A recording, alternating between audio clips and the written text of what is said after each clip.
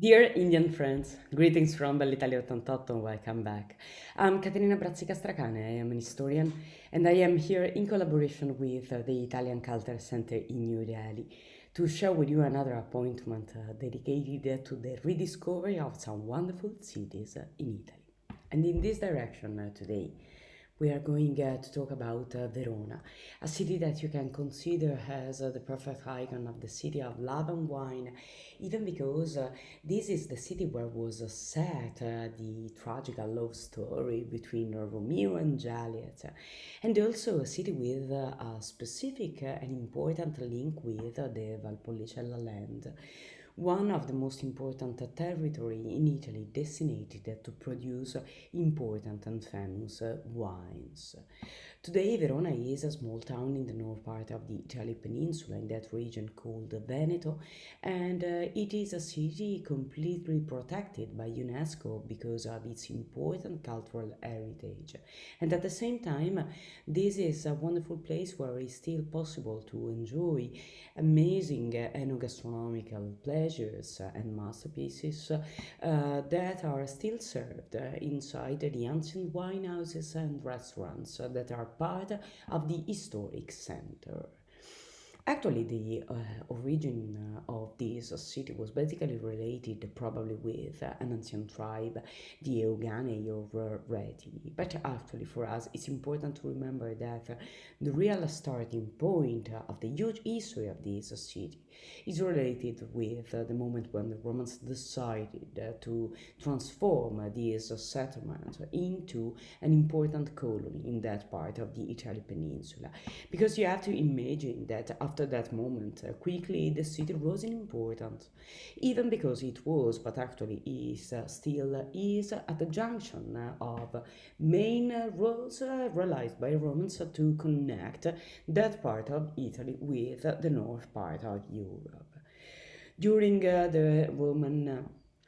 age, Verona was the hometown of important and famous men, including the poet Catullus, one of the most important author of the Latin literature, and in particular a poet who devoted himself to celebrate love in any declination with his important and amazing verses. After the fall of the Western Roman Empire, the city was obviously conquered by important other populations, and in particular, it was remarked by the presence of four important kings.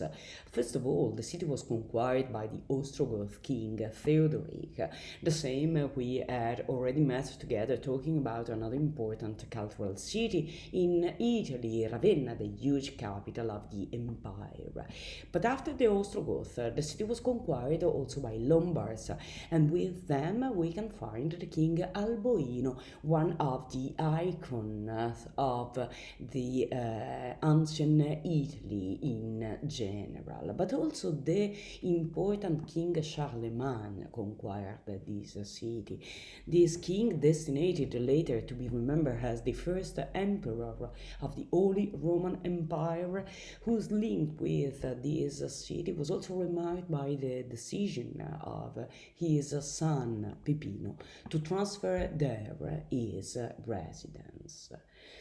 During the Middle Age, later, you have to imagine that Verona was able to transform itself into an independent commune. And this also means that, in particular, during the 12th century, you have to imagine that the city was remarked by the bloody struggles between the Guelph and the Ghibellines, respectively the Papal Party and the Imperial one. That free important and also bloody moment really ended with the figures of the tyrant Ezzelino, who ruled this city until the year 1259, and after this period the city became part of the territory linked with one of the most important dynasty of the ancient Italy, the Della Scala family. Saying della Scala, talking about Verona, really means talking about a golden age. And in particular, you have to imagine that among all the different stories linked with this city during the times, two in particular took place really during the government of this family. First of all, the probably real tragical love story between Romeo and Juliet that actually took place in Verona under the reign of Bartolomeo della Scala, but also the important presence in Verona of the great poet Dante Alighieri, that actually spent two times of his life in this city after his exile from Florence. First of all, Dante arrived in Verona for the hospitality of Bartolomeo della Scala, and later for the second time for the hospitality of the man that is here in this slide in front of the poet, Cangrande I, a man, in this case Cangrande, designated to be remembered as a good lord of Verona, a friend and a patron of Dante, the man whom Dante dedicated the third cantica of his masterpiece, the Paradise, inside his Divine Comedy. When the Della Scala family extinguished, the city became part of the territory linked with the Republic of Venice, to be later part of the Austrian Empire, and eventually to be part of the new Italian kingdom. And since that moment, since the year 1866, all the important cultural heritage of this city became part of the Italian cultural heritage in general. All these elements linked with the artistical and architectural masterpieces realized during the times is still today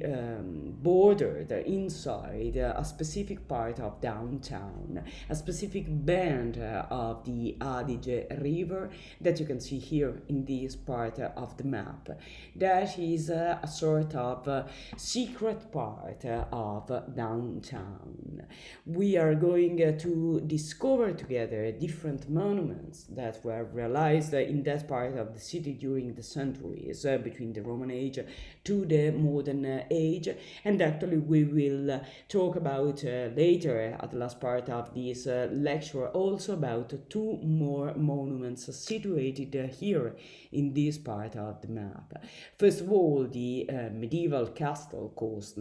Castelvecchio, with its important bridge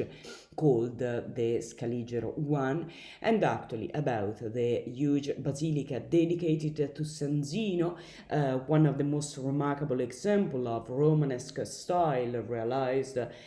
during the last part of the Middle Age in the north part of Italy, and still today an important monument also because it houses inside an artistical masterpiece by Andrea Mantegna. But the starting point of our itinerary today should be the Arena di Verona, the third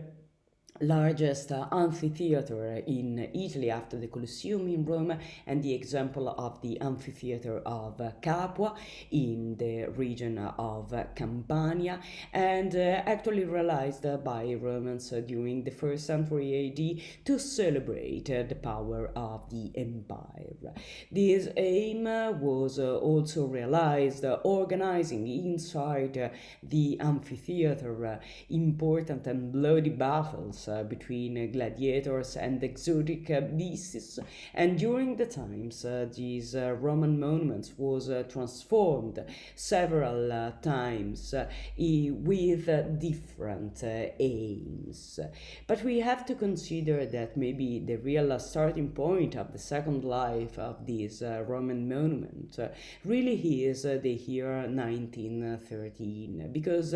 during that year the arena was transformed into the temple of the lyrical music to celebrate the first centenary of Giuseppe Verdi, with a huge representation of one of his masterpieces, the Aida. It was definitely a success, and this also means that since that time every year this amphitheater is transformed into the perfect stage to celebrate this kind of music. This happens also this year because during this month of June 2021 The important conductor Riccardo Muti will open the summer season with a specific concert dedicated to the 150th anniversary of the first representation of Aida. And this is another important touchable proof that in Italy a lot of different monuments are still used to celebrate a new form of culture. Still today, the arena stands in one of the most important squares of Verona called Piazza Bra, and that is actually for us today the first square that we will discover together, because today we are going to talk about three important squares in Verona. The original square was also redesigned with the presence of a specific sidewalk called Liston, and realized at the end of the 18th century using only red marble from the Valpolicella to celebrate the perfect place for the public Veronese walk. And another important element linked with this part of the square that you consider that has the real audience realized in front of the arena is that all the structures are realized to cover the ancient wine houses and restaurants were recently redesigned by the master Franco Zeffirelli, another important myth of the Italian culture of the 20th century, in particular with the help of an architect, Gualtiero Rizzi. And this new element is destined to emphasize the beauty and the power of this important public place. Just 2 minutes walking from the Piazza Bra, we can discover Porta Borsari, actually the most important and original ancient entrance gate of this city, originally called Porta Iovia because of the presence of a temple destined to celebrate the god Jupiter that was originally in that part of the city, later called Porta Borsari, and transformed also the name of the street that is on this example of gate, an important example of gate and street because the Corso Borsari was once one specific part of the Postumia road that as we are going to discover together was particularly important in that part of the Italian peninsula, but that in this case, and you can recognize it using this virtual reconstruction of the Roman town, you can recognize Porta Borsari in this part of the map, and also this important road called Via Postumia that actually was the real decumanus maximus of the Roman city, the perfect and important way destined to connect the gate to the central part of the city, the real heart of the Roman city, the Forum. Actually, the original gate was basically realized around a rectangular building with a private courtyard inside and with specific and different decorations and elements realized for both to the facade, and actually is also important to remember that the Pavel under this gate is still today part of that Postumia road that among all the different Roman roads realized during that time had a specific importance because it was realized to connect the Tyrrhenian Sea with the Adriatic one, and in particular to connect the city of Genoa to the city of Aquileia. Verona is here in this part of the map, and you have to imagine which was the exact value of this city. If an important road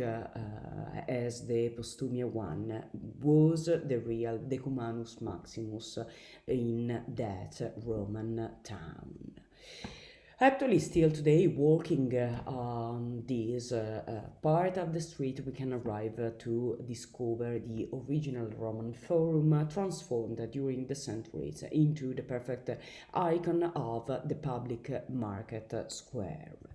In particular, Piazza delle Erbe, this is the name of the square, is a sort of perfect masterpieces of different kind of architectures realized during the centuries. And we can recognize 4 different icons of Verona still today inside the square. First of all, the fountain that is the center of this square called Madonna di Verona, and actually a reinterpretation of a Roman statue in a form of a fountain. But also we can find this important example of a small Gothic market column that is also important for us because on it you can find the coat of arms of the Visconti family, a dynasty that we had already met talking about Milan, and in particular a dynasty that in this case ruled the city of Verona for a short time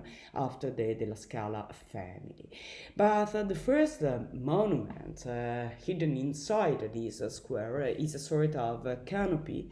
called in Italian Berlina and designated to celebrate the important public investiture. The last one is a column dedicated to celebrate the power of the Republic of Venice, and it was originally realized in 1523, but a lion was put at the top of this column later during the 19th century. All these elements are bordered by important examples of palaces realized during the times. And among all the different masterpieces that we can find still inside this square, we can recognize 3 different examples of 3 different moments of the history of this city. First of all, the Gardello Tower, a perfect example of a medieval tower still alive in one specific part of this square. And beside it we can admire the Baroque shape of Maffei Palace, a wonderful example of Baroque palace realized during the modern age in a way completely different between the simple architectural shape of the Gardello Tower. But we can also find another important example of a Renaissance palace, the Mazzanti house, that was completely covered on the exterior wall with these important frescoes realized by Alberto Cavalli around the 1520, and all different elements destined to celebrate the power of the city of Verona during that time. Still today, the Herbs Square is the perfect place where you can enjoy the important enogastronomical masterpieces still served inside the ancient wine houses in particular. And you have to taste the one of the amazing masterpieces of the traditional enogastronomical heritage of this city, the risotto alla Amarone. Basically a rice composed of 2 important elements product in that area, the rice Violone Nano and the wine called Amarone, something that is impossible to forget once you taste it. And the exact value of these important enogastronomical dishes is also remarked by the presence in this territory of the Valpolicella land, actually the territory where all these important products are still today productive for the enogastronomical heritage. And in particular, the Valpolicella land is a land linked with seven small villages inside the district of Verona, where important and famous wines are produced. In particular, there is a specific way to connect these different villages. It is called the Strada del Vino Valpolicella, the wine road of this land. This is the perfect way to enjoy and also admire a specific and wonderful territory with specific and wonderful enogastronomical products that are still today protected as an important part of the Italian heritage in general. But also this land is interesting for us because the last discovery in that part of this territory was an original Roman mosaic that was discovered under a vineyard. This is the touchable proof that the Valpolicella land was used since the Roman time also to house an important example of aristocratical villas designated maybe also in that time to be linked with important vineyards that was used to produce wine since the Roman times. Actually, just passing through an important arch called the Rib Arch, we can arrive from the Herbs Square to the third example of a wonderful square in Verona called Piazza dei Signori, the Lord Square, or in particular Piazza Dante, because of the presence of this important and amazing marble statue of the great poet, realized using the white Carrara marble in the year 1865 to celebrate the first refuge of the great poet. You have to remember that reading the comedy we can discover a lot of different biographical parts of the life of Dante, and in particular we know that in the Paradise Dante meets his ancestor Cacciaguida, who prophecies, as you can see using the verses of the Paradise on the right side of the slide, who prophesies, I was saying, the exile from Florence and the hospitality he will find in Verona. As I said before, the exiled Dante stayed in Verona, that was at that time a liberal and Ghibelline city, at the beginning of the 14th century under Bartolomeo della Scala, and again for about 7 years during the rule of Can Grande. Can Grande, that is the first member of this family that was buried in this private cemetery of this family, realized in front of an ancient church dedicated to Saint Mary. In this case, what you are seeing with this slide is a specific part of the city designated to house the private tombs of some member of this family, and all the complex is called the Arche Scaligere. Arche is an ancient term used to talk about the tomb. The first arch that was realized there was the Arch of Can Grande, that was realized for the will of the deceased, and that is still today located above the portal of the church, and realized to emphasize the rule of this important man that I want to remember you was the man whom Dante dedicated the Paradise. this. But at the same time, that Verona, during the age linked with the La Scala family, was also the exact context of the probably real love story between Romeo and Juliet. And you have to imagine that this tragedy that was celebrated in particular from the pen of William Shakespeare was actually a reinterpretation of an original and classical and medieval plot, probably wrote by Luigi da Porto, an historiographer and author, died in Vicenza in 1529. The name of this novella was Giulietta and Romeo, and the plot was still in that novel a tragical plot, maybe the iconic tragical plot, because you have to remember that the love story between these two characters is a tragic love story between two people that actually fell in love, but that are destined to be separated because they are not in the possibility to live this love, and they decided to kill themselves because they cannot cope with being separated from one another. This is the tragedy for excellence, and in particular, these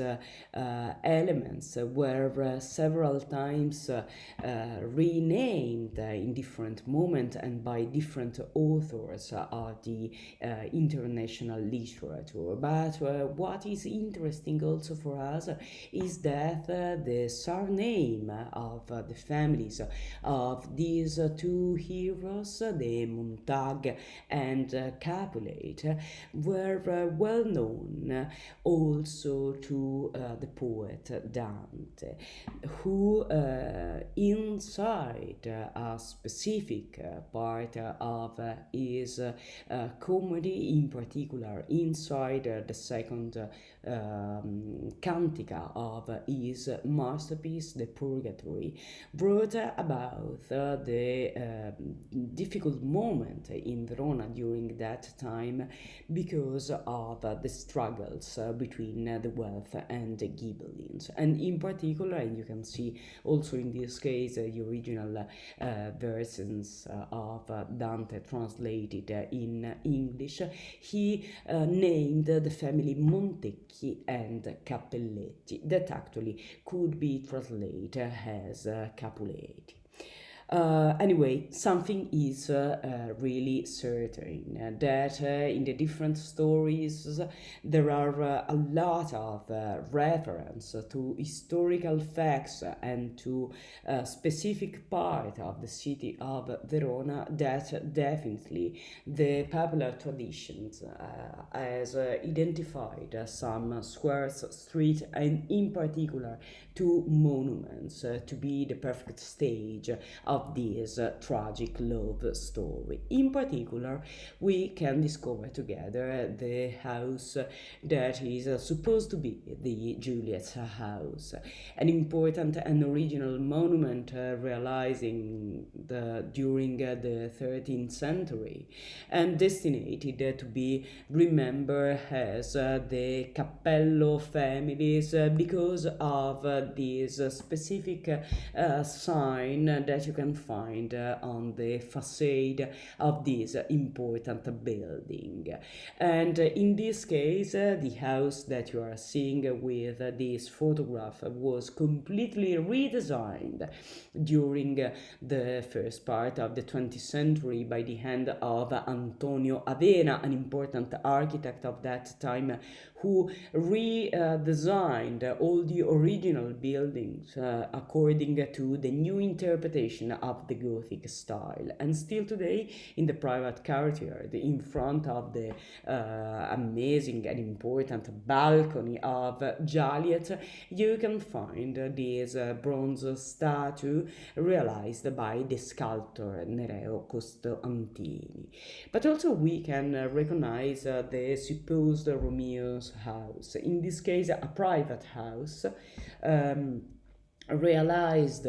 during the Middle Age, as you can see, look into the bricks and the specific walls of the facade. It was building just 2 minutes walking from the area of the Arche Scaligere, and this is a wonderful example of a medieval architecture that was transformed into one of the myths of this city, with the link with the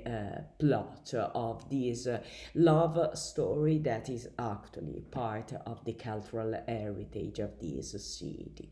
But just 2 minutes walking from here, we can admire together an important example of basilica realized according, in this case, to the original Gothic style, because it was realized for the second times by the order of the Dominicans friars on an original building. And also all this imposing facade was realized according to the Gothic style with the help of the La Scala family. The interior is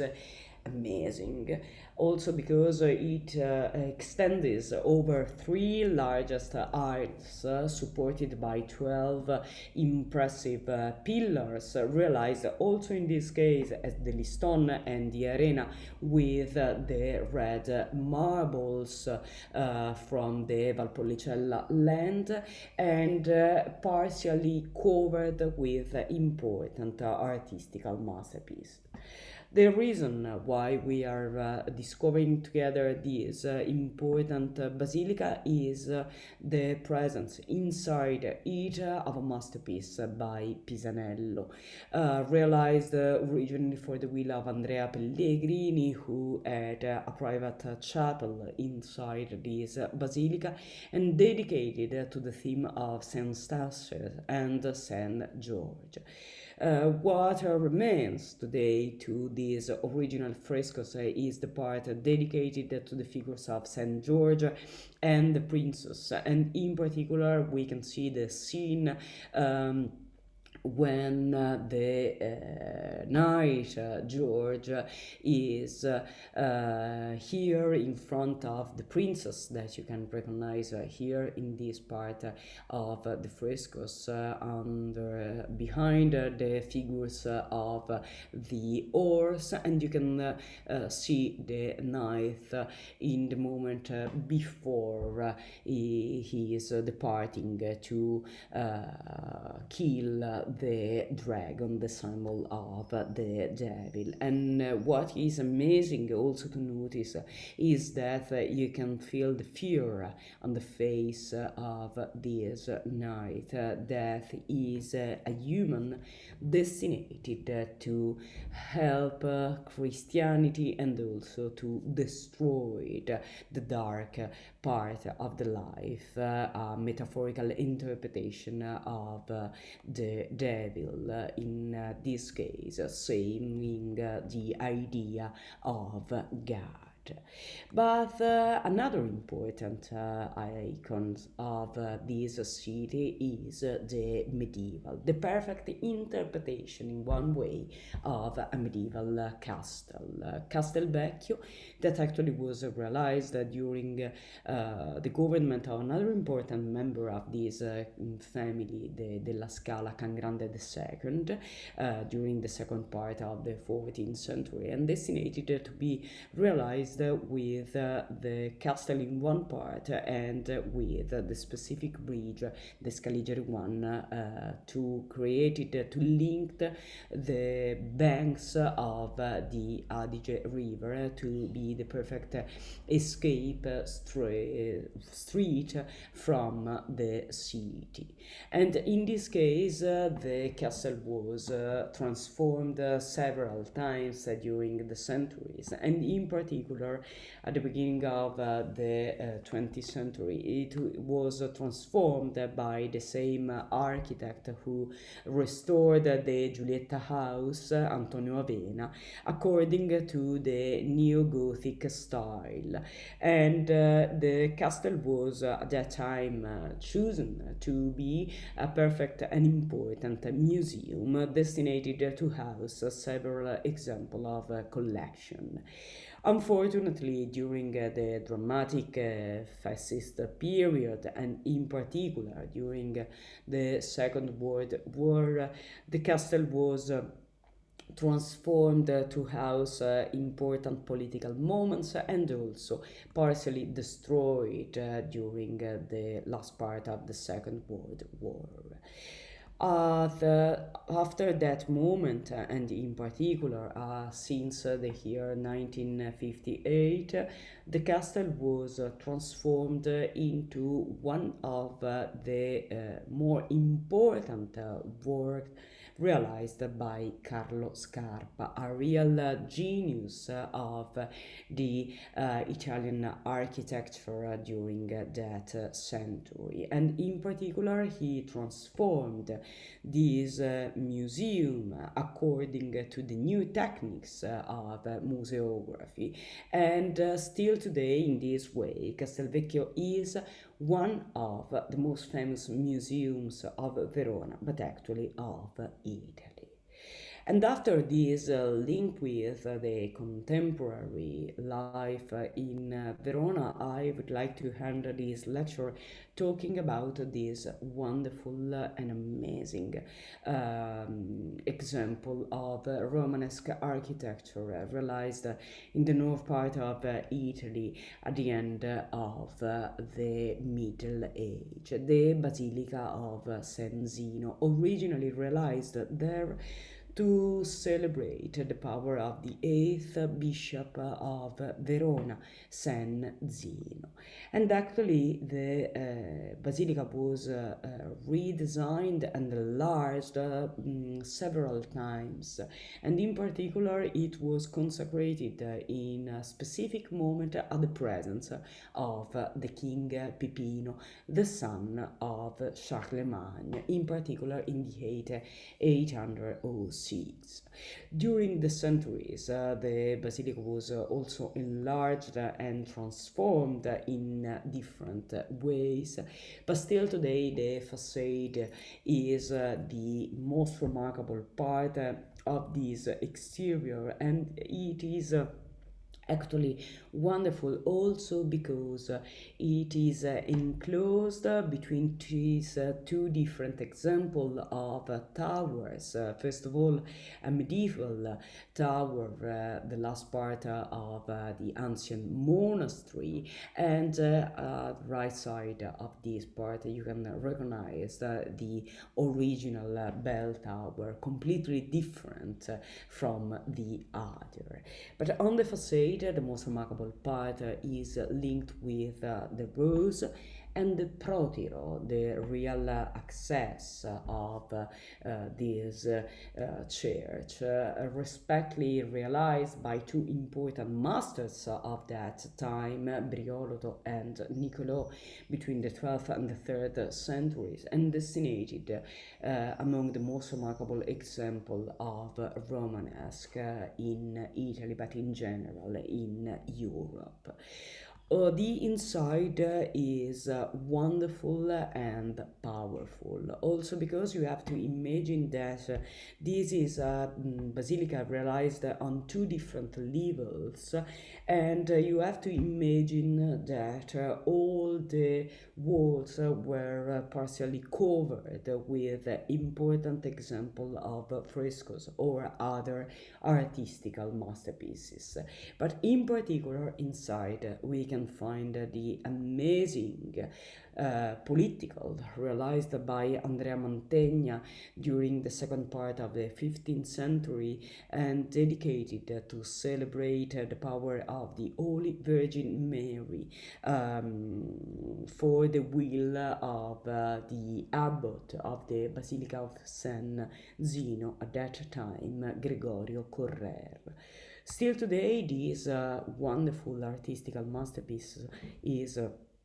houses inside this basilica, and you can recognize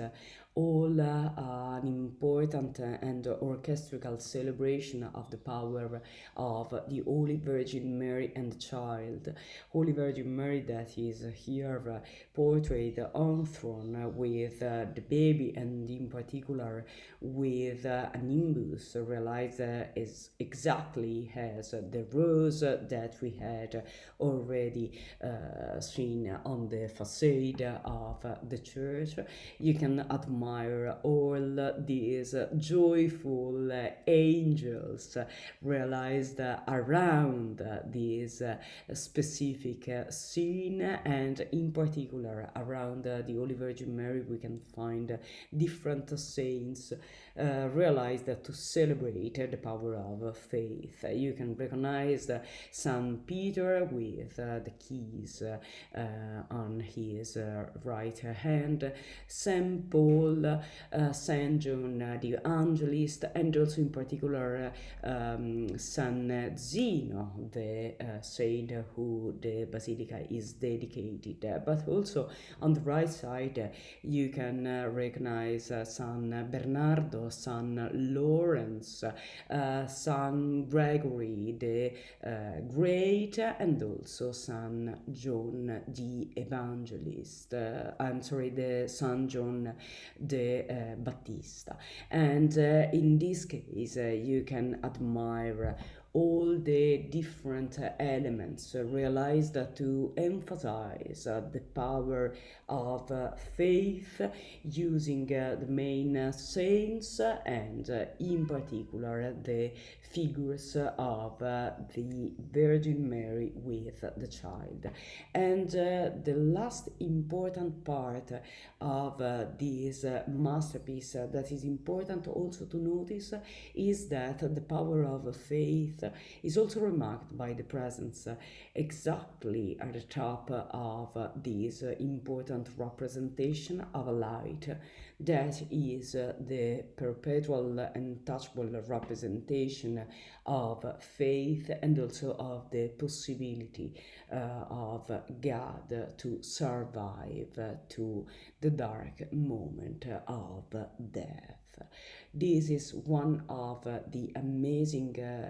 masterpiece realized by Mantegna during that time, and this is a wonderful example of all the different masterpieces that you can still today admire inside the important cultural heritage of this small town in the north part of the Italian peninsula. At that point, I stopped sharing with you my screen to say thank you very much to you. Thank you for your attention, and we will see again during the next month to talk about other important and wonderful example of a cultural city in Italy. Thank you very much, and see you the next time. Bye bye.